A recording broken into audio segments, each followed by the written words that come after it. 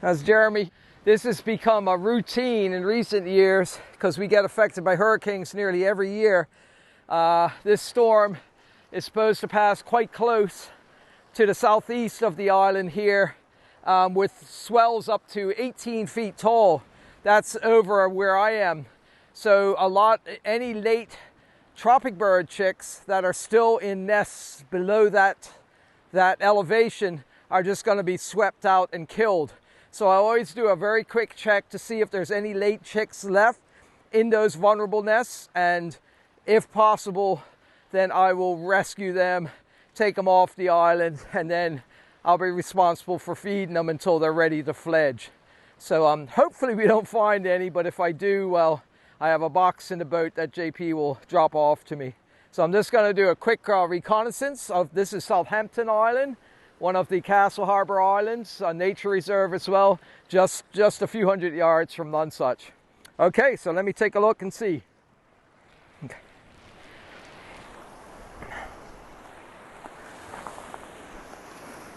Now, I just came from checking longtail or tropicbird nests on Southampton Island, which is one of the bigger islands. It's got about 75 nest sites that I monitor. It's got close to 100 nests on it, but there's about 75 that I can reach safely.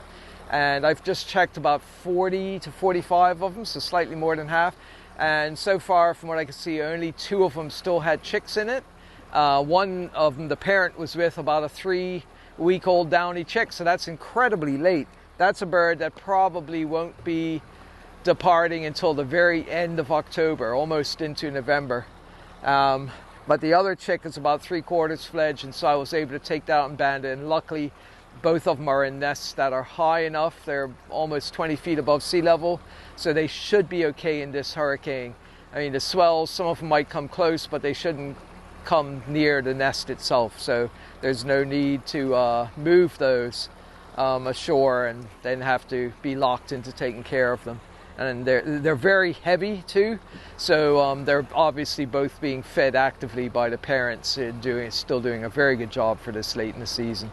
So we're just moving on to the second site, which is a tiny little rock called North Cock Rock, and the highest point in this island is only about 10 or 12 feet above sea level, so essentially it submerges in a big hurricane swell. We're expecting swells of 15 to 18 feet as this hurricane by then passes close to the southeast of Bermuda.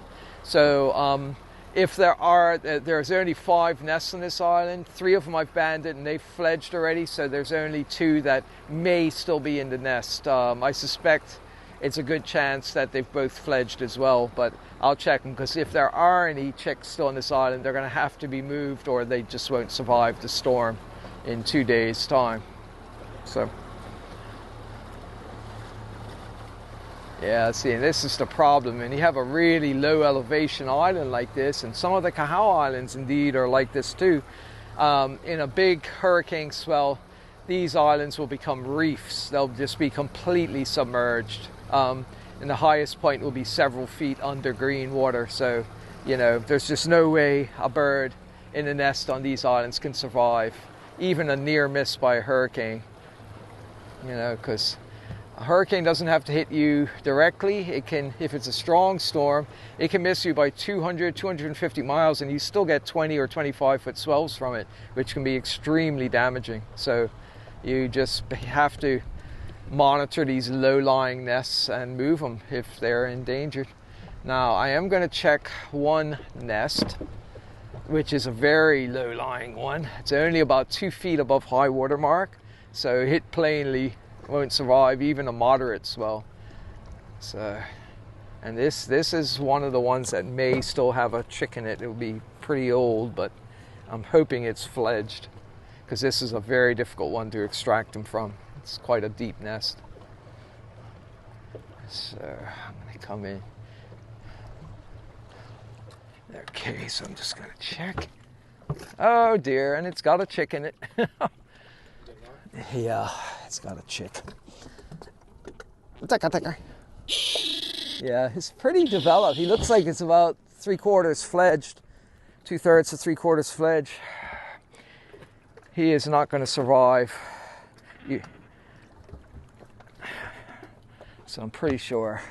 I'm not sure if I'll be able to reach him even, because that's a very deep nest. I really don't. I hate to move him, but it's just not going to survive.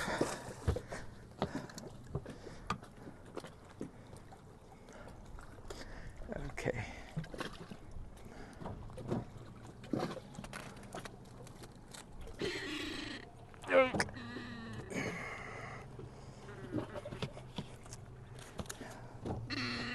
Whoop. I'm not sure if I'm going to be able to reach. I might have to need the other nest. If you can just keep it right about here.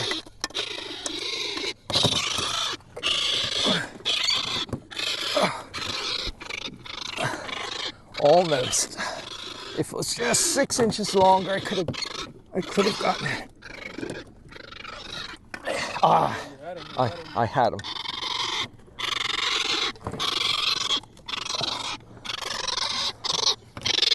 There we go. Whew. Yeah, he's about 3/4 fledged. There's no way he's going to survive it there. You can see how low it is. So it's something, you don't do it unless you have to, but this storm is definitely going to be coming close enough. He is not going to survive. In 2 days, he would be killed. He'd be swept out of the nest by the surge and just drowned. Let me just pull the boat back from the island. So yeah, luckily I have brought a box. It's okay, sweetie. I know, I'm sorry. So I can weigh him and fit him with a band a little later. I have fresh anchovies at home, luckily already.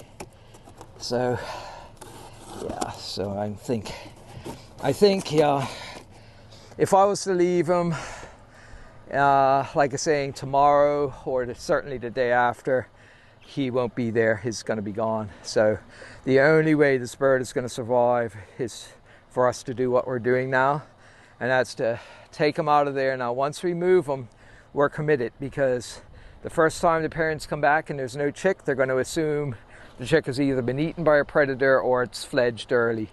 And, it'll just sit in the nest, digest the meal it brought for the chick, and then it will depart, and that's it until next season. So this is probably the only chance, because my fear is tomorrow the swell will have built up too much and I won't be able to get anywhere near the island without destroying the boat, So this is one of those very hard choices you have to make as a wildlife manager. Do I take a chance and wait on it and lose the chick for sure, or do at least you give this chick a chance to survive? He's in good shape, he looks good, he feels nice and heavy. So there should be no issues, and he's really only got about another, probably 10 or 12 days before he's ready to fly out to sea. 10 to 14 at the most, 2 more weeks. So, it's just a matter of, he'll live in a box. He will receive fresh squid and fresh anchovies twice a day.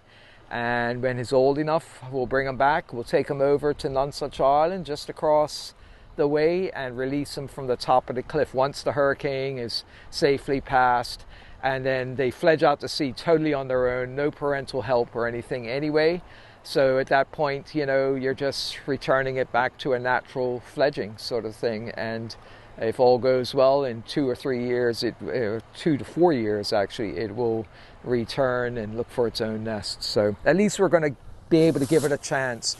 As it is, even if this storm passes 300 miles to our east, it will not survive. That nest is, you can see it, it's 2 feet above high water mark, just 2 feet.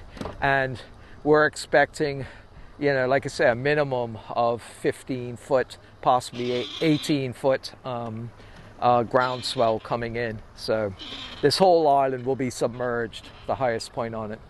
So all right, well, that's our first wildlife rescue today. Hopefully there won't be any more. Okay, so, and we'll just keep you abreast of how it's doing. And I guess it gets its name already because the name of the storm rapidly approaching Bermuda is called Earl. So I guess we're going to call this tropic bird Earl. It's a long history that I have of whenever I rescue birds, they become derivatives of the name of the storm that caused them to be moved in the first place. So we've had all sorts of hurricane names for tropic birds. And the neat thing is, these birds we've moved like this, we've already recorded several of them of having returned back a few years later, and they're nesting successfully now on Nonsuch and Horn Rock and other islands out here. So we know that we can save it and give it at least as good a chance as the parents for survival. Okay? Okay, I know. He's a little upset at being pulled out of his nest, but we've saved its life for sure. So let's meet Earl. Ow. Here we go. Yeah. And it's just the thing of being pulled out of that. Yeah, he looks like about close to 3/4 fledged chick. He's got a little bit of down left around his neck and on his back here. Otherwise, he's almost down free. Yeah. See, and he's more afraid than anything else. But after you feed these chicks a couple of times, they very quickly identify you as the source of food. They realize you're not trying to kill them or injure them, and they actually usually become, almost cooperative. Now, looking at his bill, this looks like a male bird. He's got a long bill, so Earl is indeed a very worthy name for this particular bird. Okay, so if you stop pecking at me, and let's get you into the weighing bag. Yeah, he's a lovely looking chick, and he feels quite heavy too. There's been a lot of food out in the ocean, so all of the long-tailed chicks I've been weighing this year have been really at heavy weights, up to 500 grams or more. I think the heaviest one I weighed was almost 600 grams. It was like 584 grams. It was ridiculous. So almost a record weight for that. So I'm going to get this one's weight. You see, as soon as they're in the bag, they feel secure, and he just quiets down. Oh, yeah, he's very close to 500 grams. Let's see, it's okay. 498. So that'll be 478 grams minus the weight of the bag. 478 grams. That's, again, a really good weight for a chick at this point of development. 478 grams. Now, the wing cord, that will tell me how long it's got to go before it's ready to fledge. This looks like about a 3/4 fledged chick, so I expect somewhere around 180 to maybe 210, 215 millimeters, the outer wing length. That's just the outer part from what would be the wrist joint in a human limb. You see, and it's quieted down now quite a bit. Yep, and that's exactly where it is, 208 millimeters. So, this makes, well, you'll see the band number. Let's see, 208. Yeah, so he's got about 2 weeks more to go. 2 weeks more of development. We just feed him fresh anchovies and the occasional squid and electrolytes and fluids if he needs it, if it's dehydrated. But this bird doesn't look dehydrated at all. He looks in very good shape. Okay, so I'm just going to check his lower leg length, the tarsus, right behind his feet. Tarsus and metatarsus. Okay, it's usually around 25 or so, give or take a millimeter or so. Yeah, 26.3 millimeters. Okay, 26.3.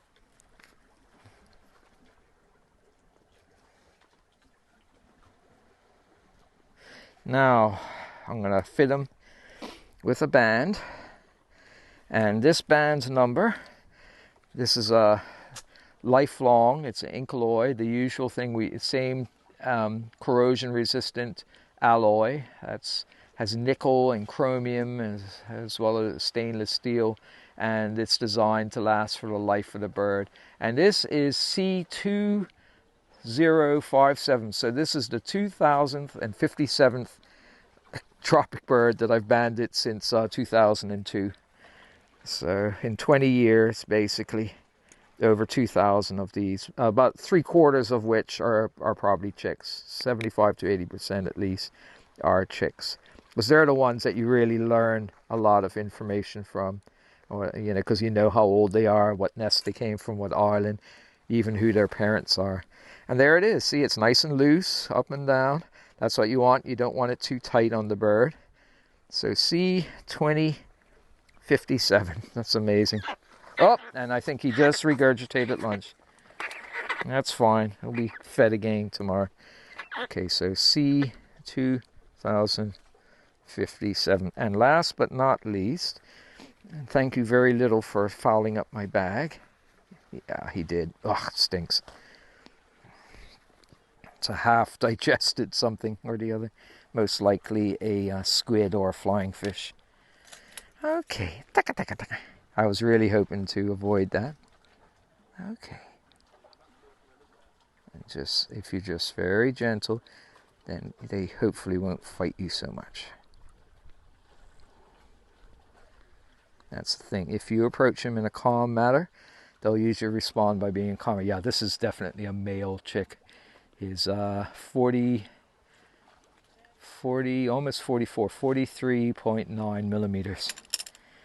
So, and he's still got about 2 weeks of development, so it'll be well over 45. So that's absolutely 3.9.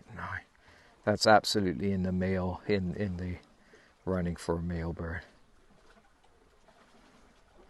Good. Okay, so you've got your bling. Yep, one last little swipe. Yeah, it's just letting me know.